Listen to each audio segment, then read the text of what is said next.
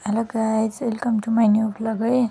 मैले चाहिँ साला भेनालाई चाहिँ बेहुलीको कपडा लिन पठाएको थिएँ कि, अनि उनीहरूले त हेर्नु न 2 थरी बोकेर लिएर आएछ कि 2 थरी भएछ होइन। ब्लाउज थोरै कलर चाहिँ अलिक डिफ्रेन्ट पराए जस्तो भयो कि, जस्तो होइन भएकै हो होइन। त्यो भिडियो हेर्दाखेरि कस्तो देखिरहेको के, अनि त्यहाँबाट नि मैले फेरि पछि अनि रिटर्न गर्न गएँ कि, हेर्नु है त कति धेरै चेन्ज देखियो के। मैले साडी पनि वहीँ छोडेर आएको थिएँ होइन, तर कमसेकम यो हेरेर बनाइदिनु पर्छ नि बनाउनेले पनि।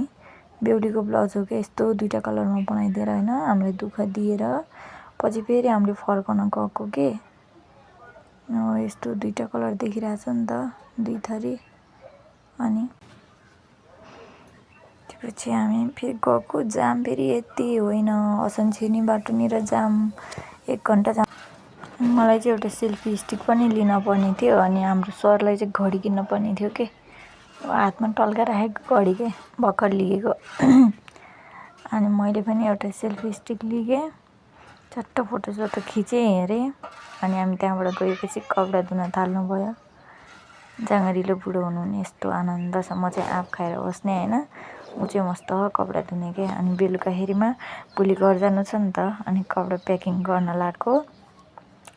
भाइको चाहिँ आएछ कि कपडा, अनि कस्तो देखिने रहेछ लगाएर देखान टोपी भनेको त मलाई देखाएन कि, अनि म आफै लगाइहेरेको, ठिकै लाग्यो। ड्रेसमै लगायो भने राम्रो देखिने रहेछ होइन। अनि यो चट्ट लाएर मिलाउन लाग्दै थिएँ कि म।